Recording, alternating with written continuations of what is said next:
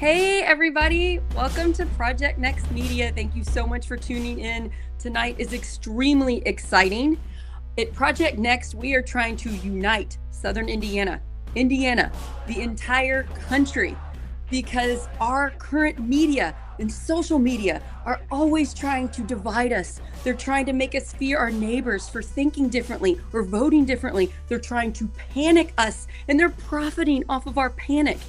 And we are sick of that here at Project Next. And so we decided to make our own news where we give you the truth and we do everything we can to make your lives better.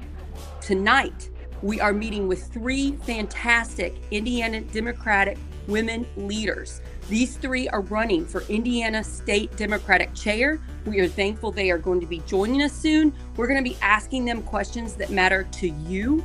And most importantly, we are going to explain to you what you can do to help influence Indiana to have a less gatekeeping and more influence over our state politics, because we have extremists here in Indiana and we need to work together to stop it.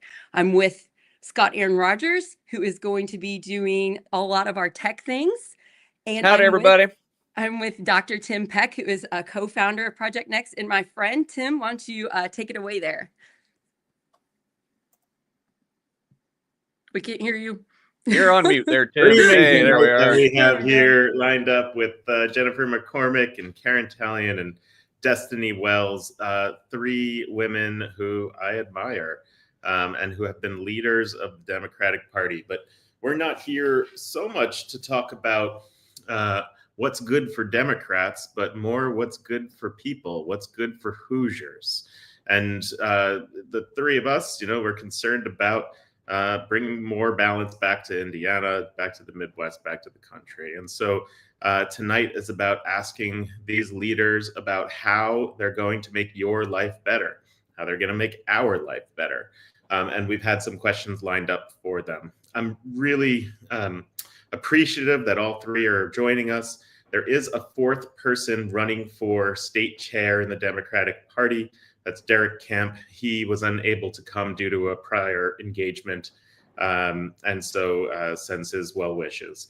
But these people are running for state chair. Sarah, let's talk about that. What is state chair? How do you become state chair? Who's voting for you for state chair? And does, do our viewers, any old person, have the ability to even vote for state chair influence in some way?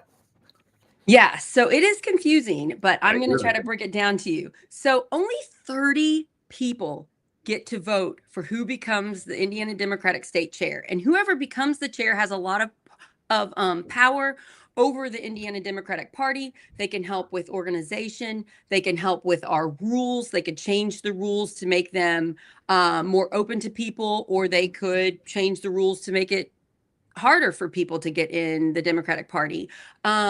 It's an unpaid position, and they have a lot of power over organizing the whole state Democratic Party. So who gets to vote? Well, district chairs and vice chairs get to vote, central committee people, and the chairs of caucuses, like the Young Democrats Caucus or the Latino Caucus or the College Democrats Caucus. So there's 30 of those people. And we need to find out who those people are in our area in Indiana. So Tim and I and Scott, we're all in District 9. That's probably going to be Adam Dickey, who's our current chair, but they're going to elect a new vice chair. And the two of them will get to have two very important votes. So I will be talking to Adam Dickey and explaining who I think we should elect. And I encourage everybody else to do that. If you know who's going to be your Dem chair in your county, we're having elections for that March 1st. So we'll be electing a new Dem chair in Harrison County. The chair and the vice chair will get to vote for who's going to be the new district chair. So a lot of reorganizing going on in March. I'm a little nervous about it and excited. What about you guys? Yeah, I'm excited too. I mean, last 4 years, the Democratic Party has had someone named Mike Schmuel. He was the campaign manager for Pete Buttigieg and obviously did some great work there to make a rise to national fame. And he did a yeoman's job, and now we are moving forward with what do we do, and who is it that the Democrats want to become here in Indiana? Does it want to look like the national party and the way it looks now, or the way it's going, or does it want to have an identity of its own? What's the messaging that it's going to bring forward? Who are the people that it's going to try to bring in, and are they going to widen the tent, as they say, bringing people in that aren't typically Democrats, or will they go more narrow and deeper into the people that is their base? And these things are really a group decision, but also very much at the discretion of the state chair, has a ton of influence on how this is going. Right. Yes. I am nervous about it. Personally, I want to widen the tent as wide as possible. We do not have very much power in the whole state right now. I believe it's less than 30% government of Democrat control in Indiana at the state level. And that means that extremists can come to power on the party that's in charge. That means you can get some really bad, scary bills, which we're seeing if you're following Mad Voters or if you're tracking other things on social media. It is scary right now at the State House. So we're nervous for a reason. I plan on living in Indiana my whole life. I think you guys do too. So absolutely. I want to help my state as much as possible. Yeah. And just a little shout out that we have Dr. Valerie McCray, who ran for U.S. Senate on the Democratic ticket, in the audience tonight. So, hey there, Dr. Val. Big hugs, big hugs. Yes, we love you. Thank you. Thank you for being on. Another strong, awesome woman. I love that she is all for mental health. I need to ask her to be on my mental fitness show that's coming up brand new soon, because we could use her. That's a great idea. Yeah. So one thing I want to bring up as part of this conversation is that we do have a lot of respect for Republicans. We like our Republican colleagues on the ground, our neighbors. We live in Indiana. Republicans are 2 out of the 3 of our neighbors, right? In many ways. And so, especially in our red district. And so what Project Next is something meant to bring a lot of people together, whether you're on what side of the aisle you're on, or more in the middle. And that is our goal. Today, we're talking about the Indiana Democratic Party. We have talked about the Republican Party, and we'll talk more about it as well. We also bring conservative voices onto our shows. We have a number of shows here that include Dr. Tim, which is a health and wellness show. We have Scott, an incredible job branding the rebrand of our show, where we talk about religion, and that is a doctor and a priest walk into a podcast. So that's pretty good. Sarah, but what other shows are we doing? This show is Get the Word Out, and this is where we literally get the word out about government information. If there's a scandal everybody needs to know about, if we're trying to encourage the public to shine a light on bad behavior and make people do better, we're doing it on Get the Word Out, because we're literally trying to just say it. So this Sunday, I'll be having a Get the Word Out show at noon with Jesse Brown, who is an Indy City Council member. And we will be talking about the Indy City Council and the Palmyra Town Council. Both of them have similar issues and we're going to talk about how can you all help with the local government in your area. So I'm excited about that one. And then we have Corinne Straight's show, Plots and Politics, where she does a deep dive in U.S. history, and then we compare it to today, and then we learn and grow from the history. It's pretty incredible. We're doing a 3-part series right now on Black History Month, and we've been talking about the Civil War and after. So I've been learning so much from her. She is incredible. And then what else am I missing? We're doing a mental fitness show. Mental fitness show premiere episode Tuesday at noon. First episode is going to be about anxiety with my friend Ellen Kelly, who is a retired therapist. I feel like a lot of people need help and they cannot afford their own therapy. or take the time to go to it. So we're going to talk to people live. And if they have questions, we will have a retired therapist there to answer. I also want to shout out our if you want to support our brand new independent media company, Carly just shouted out that she likes the shirts. Thanks, Carly. Love you, girl. And you guys can support our brand new independent media company by going to heyelmer.com/project next. And for your support, you can get a gift from the Hey Elmer store. You can get a sticker, a button, a magnet, a mug, a shirt, or hoodie, depending on how much you want to sponsor us. And that really helps us purchase equipment, pay for advertising, get us up and running. Yeah. And we're going to be doing our new on location shows. Tim, talk about that a second.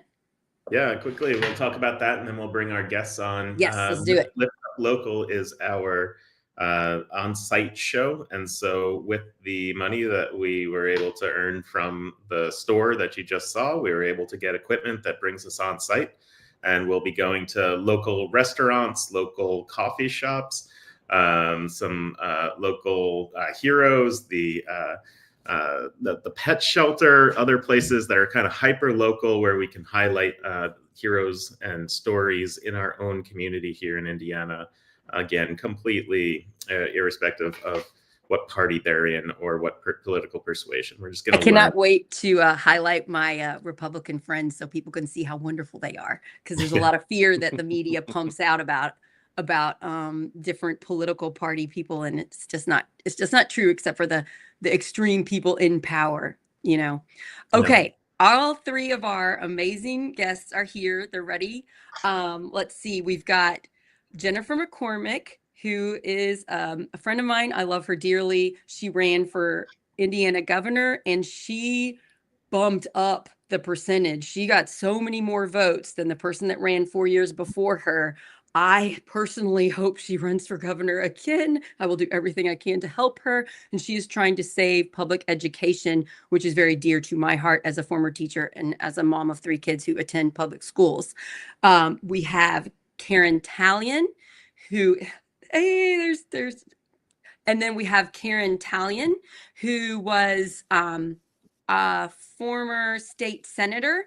And I believe she was minority leader when she was state senator. And so there's Karen. I've never met you, Karen. Nice to meet you. And then we have Destiny Wells, who is a friend of mine. I call her my real life superhero / badass. Those are my 2 names I call Destiny Wells. Destiny ran for Secretary of State. That's when I met her. A little over 2 years ago. And then this time she ran for Attorney General. And Jennifer and Destiny did very well for the red state that we are in, because we're not really a red state. We're a purple state with a voting problem, like Destiny says. So everybody say hi. It's so good to see you. Is your sound working? Can you hear me? I think so. Yes. We can hear you. Hi, Jennifer. Hi, Karen. Karen, I think you're on mute. So Did you talk, Karen? I can't tell. Did she talk? Karen, can you say hi? Oh, we can't hear you. Is she on mute? She's not on mute. Keep talking. All right. Perfect. Well, thank you for, while we're waiting for Karen, for being on. It's you're hear me now? I know. Big hugs, you guys. I miss you all. Can you hear me? Yes. Good job, Can you Karen. hear We me can hear now? you. Wonderful I job. Yes. I had to turn off my telephone. Oh, I don't know what that was about. Okay. Well, it's off and we're here, and we want to get started right away. What we're doing here is we have 4 questions. The first 3 will be to only 2 of you, each of them. You'll all get the same amount of time and questions at the end of the day. And then the third question is all 3 of you. And we'll ask who should be able to speak first. And then the ask is to give us 3 minutes of your thoughts, and then we'll move on to the next person. Lots to do. We wish we could be here for hours. Yes. We wrote 20 questions and had to narrow them down to 4. That was probably the hardest. The way we'll handle the time is, I think your screen will get bigger when you're talking, and when the 3 minutes ends, we'll put you back on the smaller screen, and that'll then you'll know 3 minutes is up and you can finish your sentence. We don't want to be like rude and be like, ah. So that'll be your cue about the 3-minute time. Do you want me to go with the first question, Yeah, Tim? first question comes from Okay. Sarah. Go for it. And So the it's first for question's Karen and then Destiny. Right. Okay. While running for state house, I met many strong leaders in Indiana who wanted a seat at the Indiana Democratic table. For one reason or another, they felt ignored. Some of these people were turned away at the county level and some at the state. I myself felt that I had to work hard to elbow my way through the friction into the party when I first became active. Last month, co-host Corinne Strait and I did a show on gatekeeping, and we've had dozens of people tell us similar frustrations about both the Republican and Democratic parties. Has this been your experience? Why do you think many people feel this way? And how do we fix it? This is an easy 3-minute, question there. Right. And Karen. To me? Yes. Okay. So I wanted to answer this question by telling you a couple of stories. I was in my early 30s. I had 3 kids in public school. I didn't like some of the things that were going on. So I decided I was going to run for school board. I signed up, and because we run in districts, I had to run against a longtime, well-liked incumbent. I was a little brash. I showed up at the precinct organization meetings, and I just quite didn't get why I wasn't welcome. I only knew a few of the party regulars. I didn't have any idea what I was doing, actually. And I lost. Not surprising. But afterwards, my county chair called me and he encouraged me to keep coming and keep being involved. And he asked me to help with other people's campaigns. And I did. And I stuck around and I worked on a lot of things. And I became a precinct committee person. And I became known. And a couple years later, they needed an attorney for the fire department. They asked me. And over the years, I did more and more. I did a lot, actually. And one year, I got a call. My state senator was resigning, and you're going to do this. I was kind of blown away. But that's the lesson I learned. You can't just barge in and demand things. Politics is a group activity, and you have to bring yourself into that group. Now, here's my second story. I had some friends. I live in a little town, Ogden Dunes. They'd never been political before, but one year, and maybe it was right after Trump, they got the bug, right? So John went down to the local voter, election board and signed up to run for precinct committee person. Now, the person who took his application sort of said, do you know who you're running against? At that time, he didn't know. He didn't know. But at that time, I'd held that position for more than 25 years. And I was already on the state central committee. I was in the Senate. He signed up to do it and he didn't have a clue. He was a friend of mine and he didn't know. I called him and I told him, hey, if you want to do this, great. I'll be your vice and help you through it. So 2 years later, they moved out of town and I was back at precinct committee person. So my personal experience has been, if you don't come in with brash demands and demand that you know what you're doing and everybody else is dumb, if you don't come in with a slash and burn attitude, people welcome you. Politics, like I said, social activity. If you really want to join the group, great. But take some time to learn, find out what you're doing. And I think that you'll find yourself being welcomed. Thank you, Karen. Okay, Destiny, how would you like to answer this? Yeah, I think I appreciate Karen's example. And I would say that mine comes from the other side of the spectrum here. I do believe there is an immense amount of gatekeeping. I came into the party because of my personal connections in the national security space. I knew Schmoll, and I was excited for his chair candidacy. And I reached out personally and said, I'd like to help you. And I was made a deputy chair on state central committee, right? I got like an access like VIP access pass out of the gate. And so when I brought that experience as my role of deputy chair of coalitions and expansion, which was Mike saying, Destiny, I want you to help grow out the party, I hit every backstop in the party. You know, a lot of friction that I have had in the party is not because of my candidacies. It's not because of running for Secretary of State or for Attorney General. It's actually from being deputy chair of coalitions and expansion and being repeatedly told no by party insiders to grow, that we can't grow out the party. What I did was I looked at the groups and I thought, you know, let's start with the women, because we have this case called Dobbs that is percolating. Women's rights are going to be on the chopping block, and it intersects all of our other groups. I was told no repeatedly by executive officers on the State Central Committee as to building out that group. And I was told I needed to actually build out the Relic organization. And that organization today is about 4 or 5 women who are active, as opposed to the multiple groups that we had at the table when I started.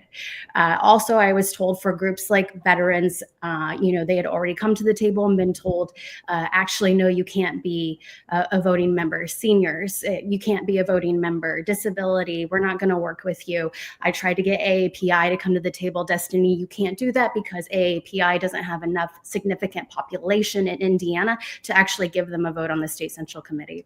This committee has been gatekeeping for years. Now, the DNC model did not start to actually include constituency caucuses until more recently. And so we are Indiana SCC is one of the holdouts in the country. We are one of the smallest state central committees. We like to keep our power centralized so that we can control it. That was great back in the day when we had power, but we don't have power anymore.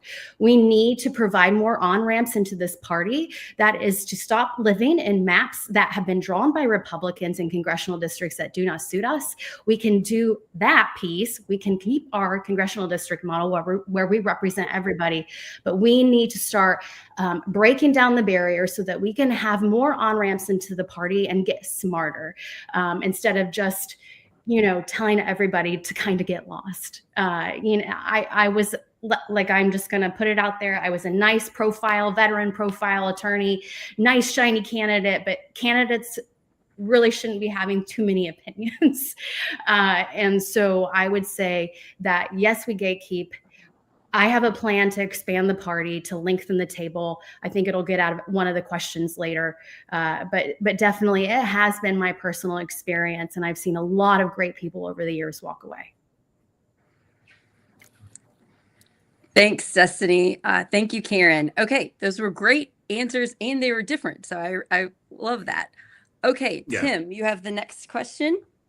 Yes, I do. Thank you, both of you, for answering those and bringing a really honest approach to this. And I hope we can keep that up. This is for Jennifer and then Destiny. So I live in rural southern Indiana. I'm married into a farming family. It's a community that I love. And right after this show, actually, I'm headed to the Clark County Cattlemen's Association annual dinner. So I can tell you from experience of being there over the last couple of years, not many people voting Democrat at that meeting, but 20 years ago, mostly Democrats there. When preparing to run for Congress myself, I asked some of them, what would it take for you to vote for a Democrat? And one of them said, I am a Democrat, I've just been voting Republican.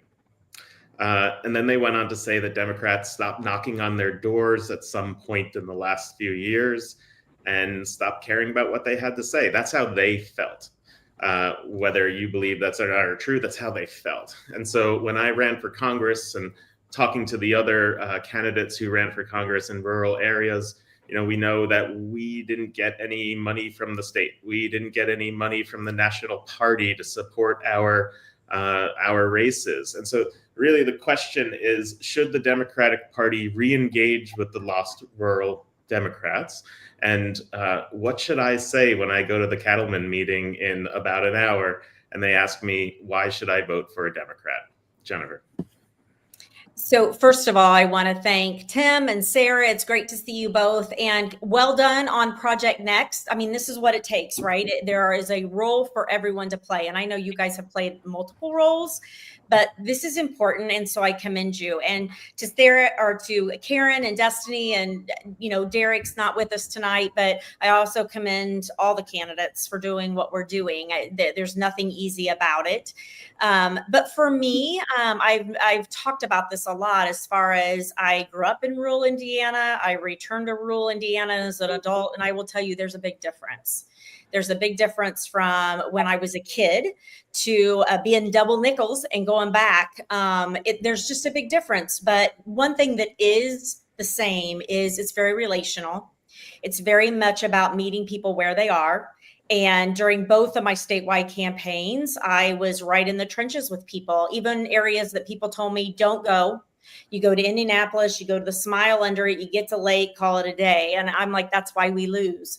And so we really did take it serious, and we were keynoting at a lot of those dinners, and supporting a lot of those county leadership and trying to help as much as we could. But it's relational. It's about getting to the people. It's about listening, but it's also about informing. I think that's one of our areas that we are not doing a great job, as far as advocacy for policy and making sure people know what's going on, so then they can take the message to their local neighbors and family and have that conversation. But it's about, we have to keep going in the trenches, having those hard conversations. I know more than once I was on really conservative radio talk, and there was nothing fun about those in Allen County or in Marion County, but the people who were listening I've had still really, really good feedback. But the secret is unification. It's about going to the people and developing those relationships.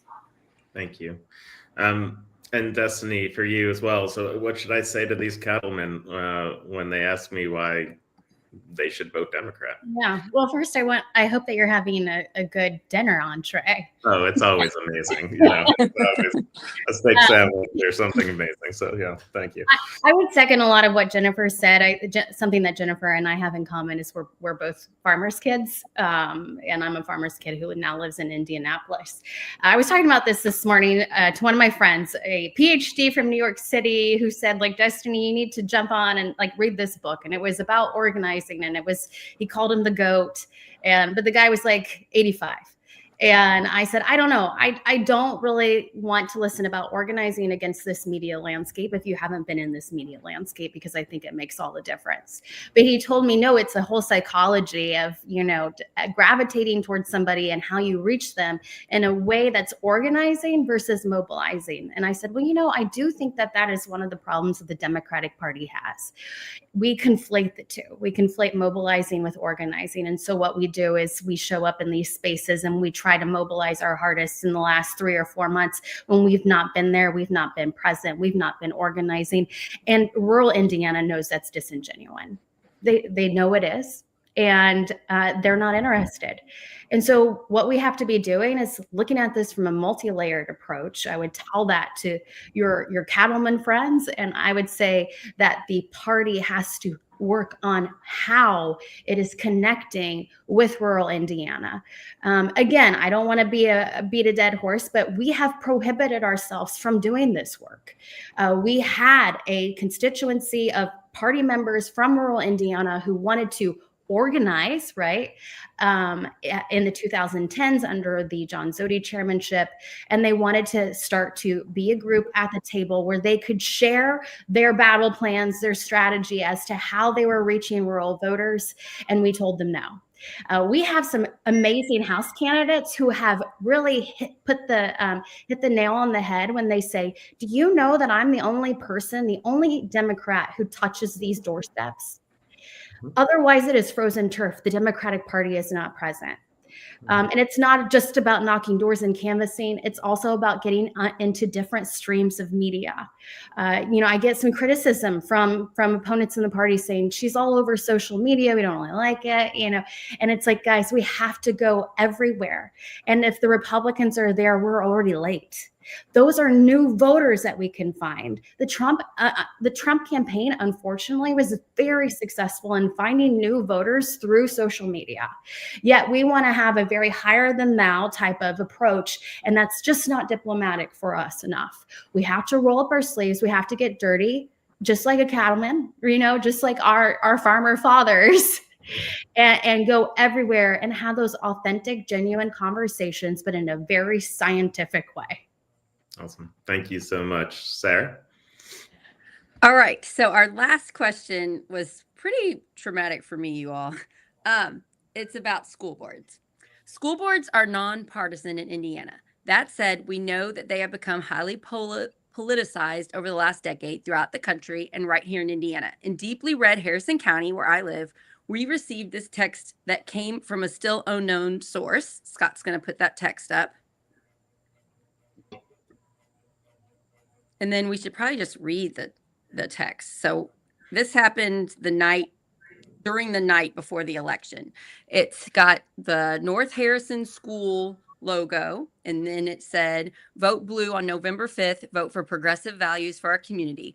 Vote for these candidates who will be strong LGBTQA plus allies, support reproductive freedom, protect trans rights in sports and bathroom access, and support migrant families. Kamala Harris for president, Sarah Blessing for state rep, Ashley Black or Jama Goodman for North Harrison School Board, Blue River. Two great choices. Brian Tinger for North Harrison School Board, Morgan. Vote for progress tomorrow.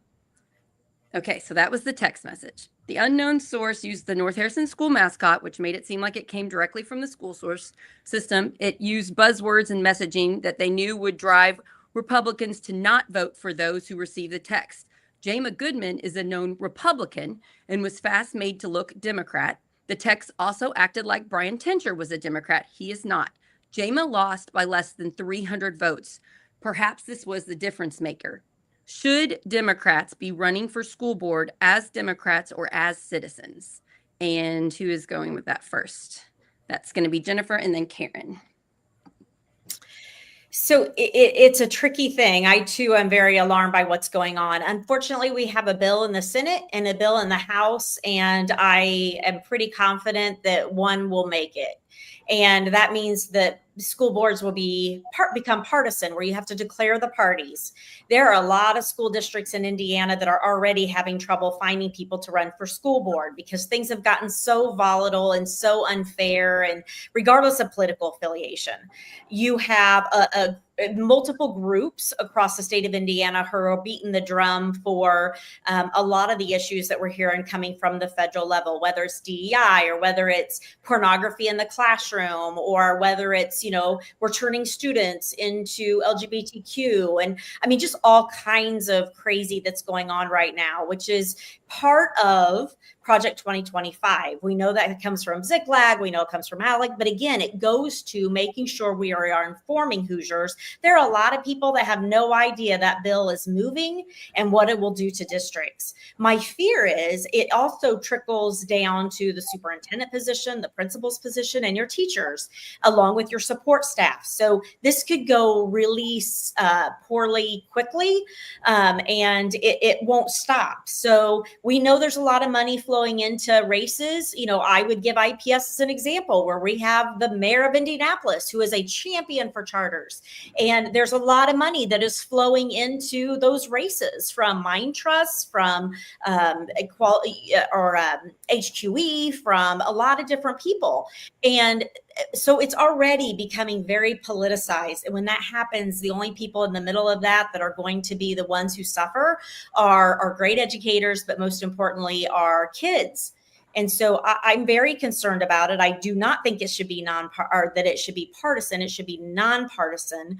But unfortunately, I think those bills are going to go because of who's pushing them and who's carrying them and the traction that we're seeing them get. So it's unfortunate, but I don't foresee us slowing down that train. The only avenue the next chair is going to have is to make sure we are informing people. And that goes back to, we've got to boost that up. We have got to make sure we have that arm of the state party. In the absence of any other voice for public education right now, we have got to have someone who will champion where we are with things, and not just the partisan piece, but also the appointment piece. So there are different legislators at our state house who would want to see all of the elected school boards go away, and would rather just see appointments, and who controls those appointments are controlled by them. So we're seeing crazy at the university level. We're seeing crazy now at the K-12 level. it's not going to stop. You're not going to change their mind. You have to change the leadership. And as a party, yes, I agree with Destiny. We have to be, fighting the good fight. We have to do it in a way, though, that we're not dividing and we're taken serious. And there's a balance to that. I refuse to lower my standards for the sake of anyone. And I think a lot of people would be disappointed in that. But I am very, very concerned about that. Thank you. All right, Karen. Well, thank you. And Jennifer, I'm really glad I got to go second on this question, because now I can just agree with almost everything you said. I guess I have a little bit different experience, and I told you the little story before about how I ran for school board years ago. And it was only nominally nonpartisan. Everybody knew who was the Democrat candidate and who was the Republican candidate. So the nonpartisan was never really real, at least in my experience and in my areas. So everybody knew who was the Republican candidate and who was the Democrat candidate anyway. Now, it seems like we should be able to run local schools and divorced from all of the baggage of national politics, but that's not happening. I think it used to be that way, but it's not happening that way anymore. And a lot of it, we're having school boards now making crazy decisions about banning books or teaching creationism or sex education. Oh my God, don't even talk about that one. And all of these have become political decisions. So in a way, I think it's better to at least know who your politicians are, rather than have a sham nonpartisan election. And it's interesting, in that text that you sent around, I read that and I didn't get it that one of those people was actually a Republican. I thought the people that they were touting were Democrats. And so I can see that, if this is the kind of thing that's going to happen, maybe we do need to have people declare their positions. Now, I'm just going to tell you one other little thing, though. When I first started out in my little town, we had about, I was precinct committee person of about 10 Democrats, and the rest of the town was Republican. And, Democrats and women need not apply for any positions on the town board. Eventually, we got that to move by creating a party of the Ogden Dunes Party, where people all sort of ran as independents. My county chairman didn't like it too much that I was doing that, that I was behind that. But in the end, we now have a town board that's almost, well, there are 5 Democrats on the town board, although they don't run as Democrats. They run as independents. So, things can change, and you can manipulate the system to do whatever you want. But I really would prefer that people tell us what their beliefs are before they're running for office. Thanks, Karen. Just one thing I want to point out: if this does happen and school boards become partisan, I believe, correct me if I'm wrong, I believe that would make it so that the chairs of the county, the chairs of the Republican Party and the Democrat Party, would have a tremendous amount of power over who gets on that ballot. Our Republican state chair, our Republican county chair in Harrison County, Scott Fleur, has already bumped quite a few citizens off of the Republican ticket for the primary, that he doesn't want to be in positions of power.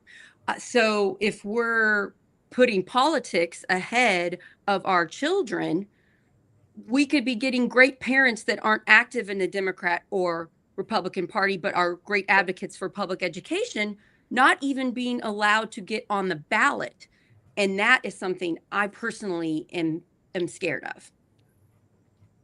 Is that Yeah, correct? That's Jennifer? correct in a lot of the areas of Indiana, not all, but in a lot of them. Here's the other part of the conversation that they're not having. There's a lot of people that are like, I'm in a really, really Republican area, and I don't want to declare publicly what I am. And that's going to force me to declare. And I have friends and family, and we all get along, but that's going to cause a rift right away. So then you're going to have good people that are like, I'm not running. And we need them to run. So the whole thing, there was a lot of testimony around what's not great about it. And I agree with Karen. There's a lot of people that but there are a lot of areas of the state that they really, really don't know what political affiliation they're with. So it'll be interesting, but unfortunately, I do think it's going to go.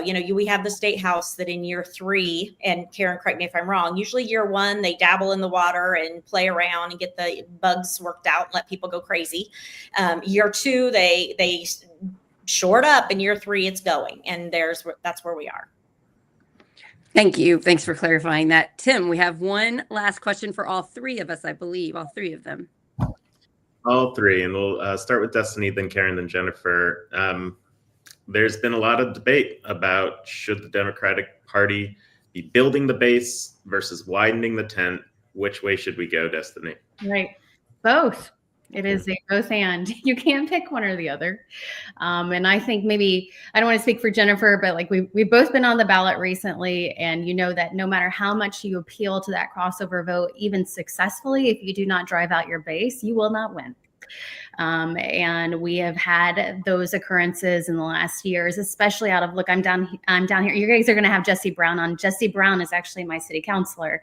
So I live in Indianapolis, and I've seen the abysmal turnout because we're not engaging our base. At the same time, when it comes to the party infrastructure, we've really shrunk ourselves to be centralized so that we've shut off all the on-ramps, right, to widen the tent. So we need to be doing the technical work on the ground when it comes to engaging voters so that we are bumping that voter turnout, right? Yes, I am the person who said we're a purple state with a voter turnout problem. And yet again, here in this last cycle, we saw that largely in our urban areas where we know are very Democratic. We are failing to drive that base out. But then we also want to be extending that tent out into rural, and especially with this administration, we're going to have a lot of disgruntled, disenfranchised voters that we need to be scooping up. So it is a both and conversation, Tim. It is multi-pronged effort. And I want to just bring this in because nobody likes to talk about this on these calls where we're talking about, what we're going to do on the ground, but it requires a lot of resources. Right now, we have about a $1.6 million budget for the state party, but we really need to be working with about $2.5 to $3 million. And so we need to completely rethink how we are approaching this when it comes to those resources, because I'll tell you, as a statewide candidate, being in GOTV season here in Indianapolis and seeing really not a lot going on, it just is totally it just totally guts you, especially as a candidate when you have done so much work. We can't keep just relying on statewide candidates to carry all the water. We have to be looking at those local races all the way up and making sure that we are engaging our base, reinvigorating our base, getting back to them because they feel neglected. And then also expanding the tent and finding those new voters that will be the formula to win, and that will be what we need to edge out Republicans in the supermajority state. Thank you.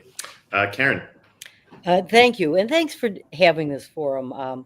It's been really interesting. I have to say, I agree with Destiny. We need to incentivize voters. We are a purple state with a voting problem. So, I think there are 3 things. And Destiny's also right. The answer is we need to do both. I thought that was maybe a trick question. But we need to incentivize voting.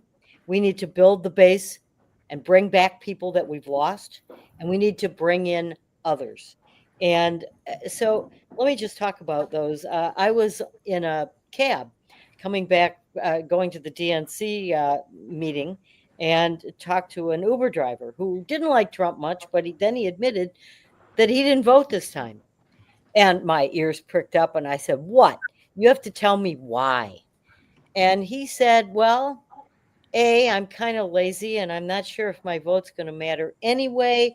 And B, I didn't want to take a half a day off work.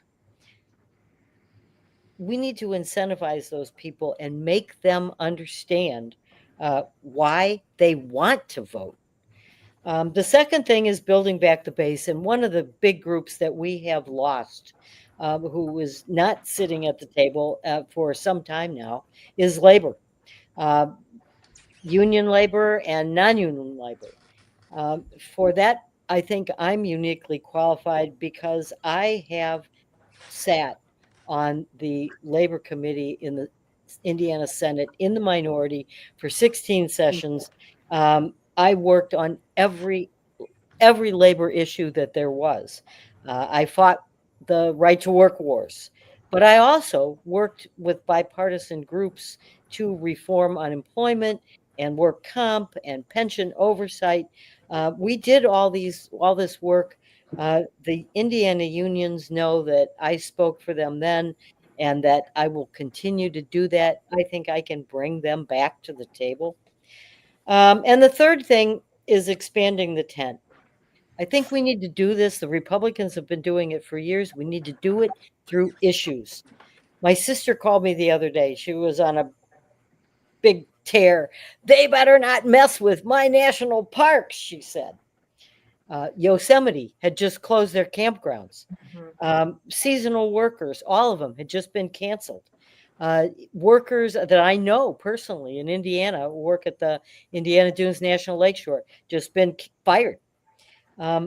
So I say to myself, do you think all those families who buy campers and drive around to the national parks are all voting Democrats?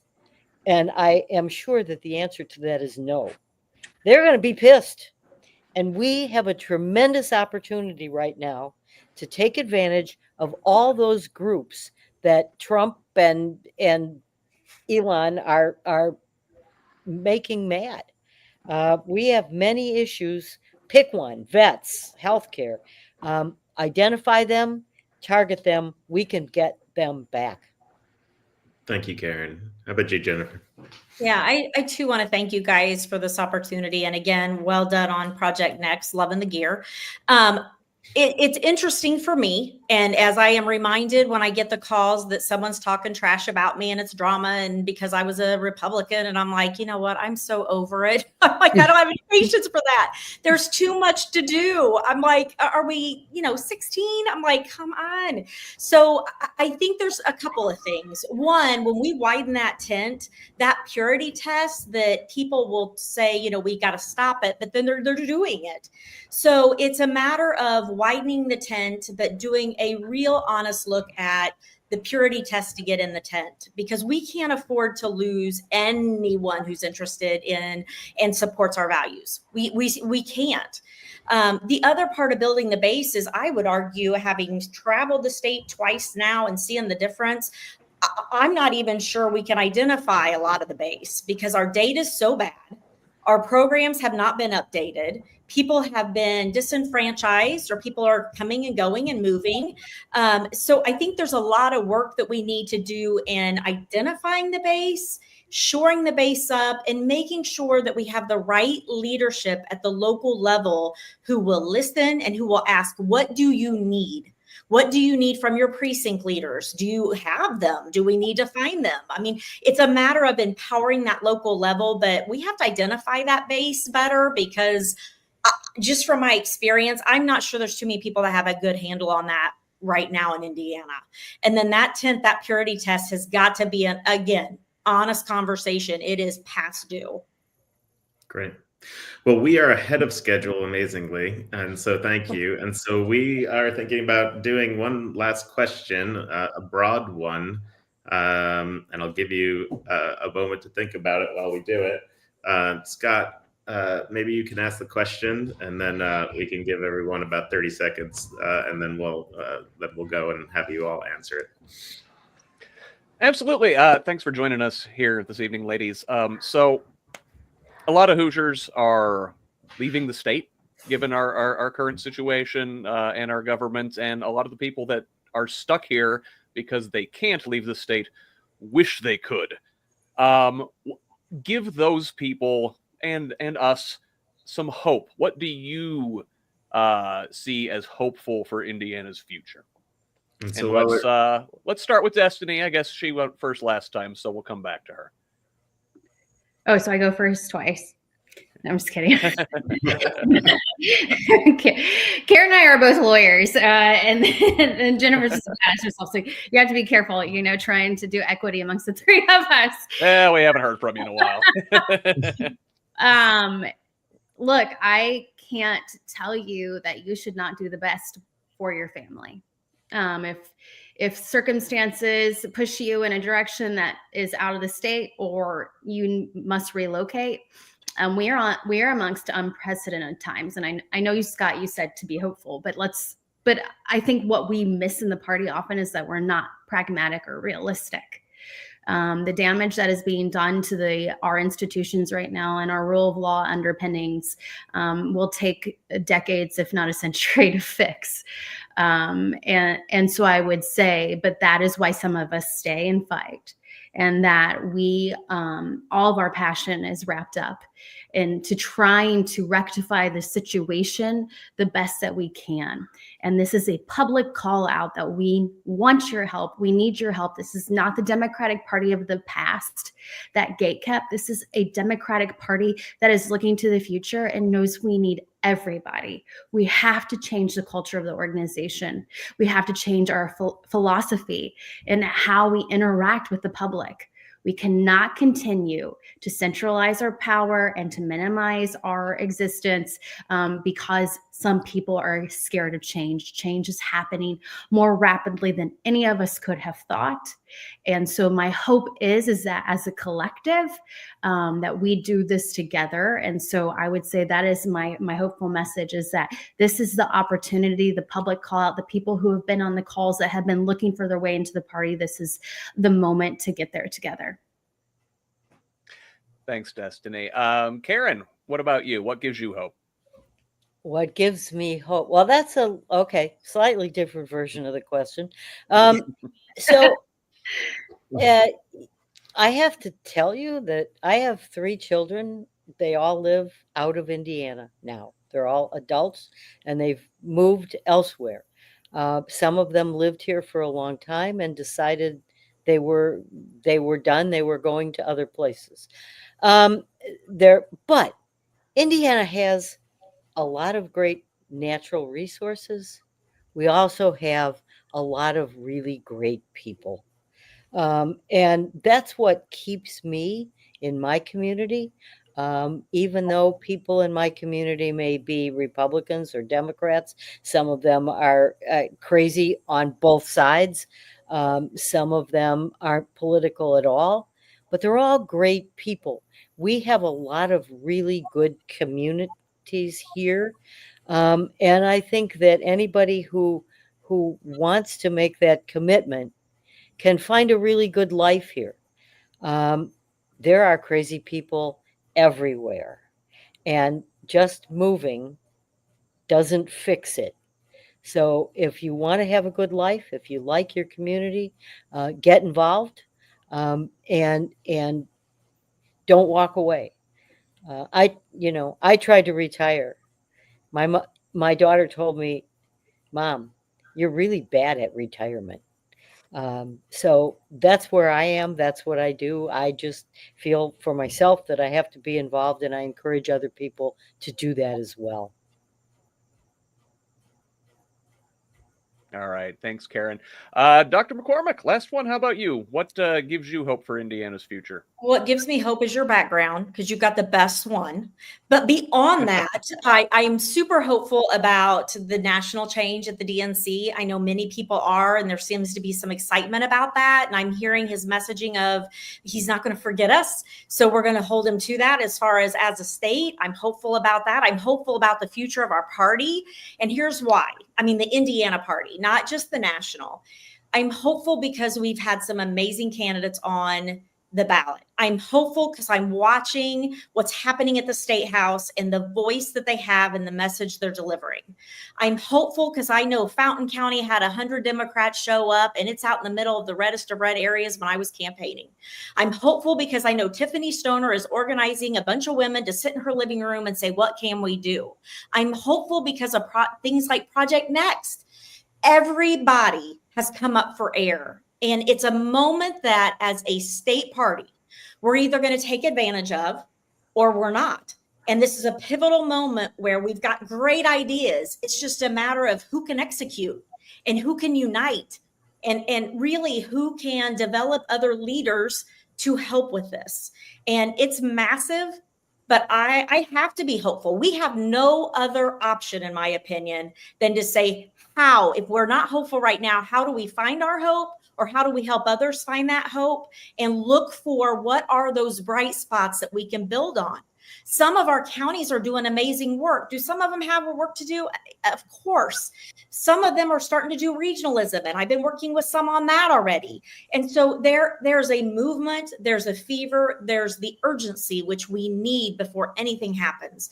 So I am hopeful. And I refuse to admit that I'm being naive, but I am hopeful because we have no other option, and we have to remain that, not just for the here and now, but we have generations behind us that are counting on us.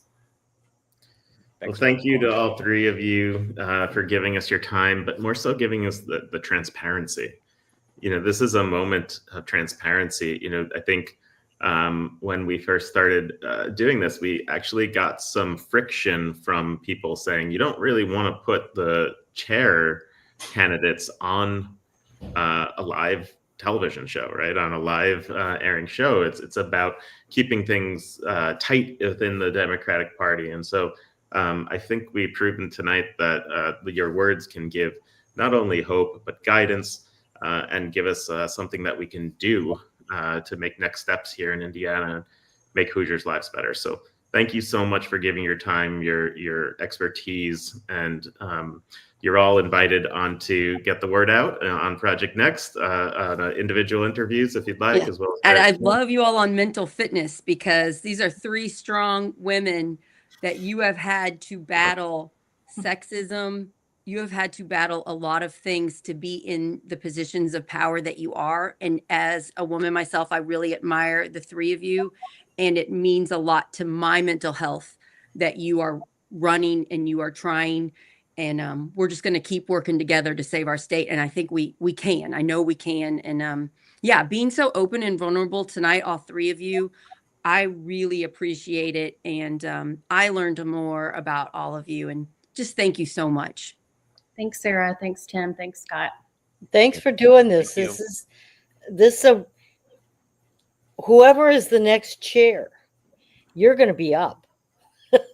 We're going to call on you. Tim and I, after that election, after Indiana had national, we looked at each other and we're like, what do we do now?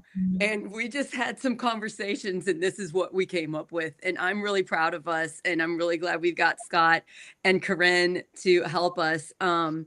Let's keep going. If you all wouldn't mind sharing this, Jennifer and Destiny and Karen, you can share this on your social media, this show. Anybody watching, you can press share right now. If you're not subscribing to these platforms, you can. That really helps us out a ton so that we can widen the message. The more people that see what we are doing at Project Next Media, which is a national company, the better chance we have of shining a light on Indiana, who has been ignored nationally for too long. So we're going to do all we can to shine a spotlight on local issues here, and you all can help by just sharing. So we're on YouTube and Twitch, one word, Project Next Movement, and Instagram, Project Next Movement, and then Facebook, Sarah Blessing Project Next or Project Next. And all of our shows are on those platforms, and we're also on TikTok. So thank you so much. Please share, everybody, and keep the comments coming, because we'll respond to them. And this is how we do this. This is how we make democracy better in Indiana. We are transparent. We care about each other. We listen and respect each other, even when we have different viewpoints. Thanks, everybody.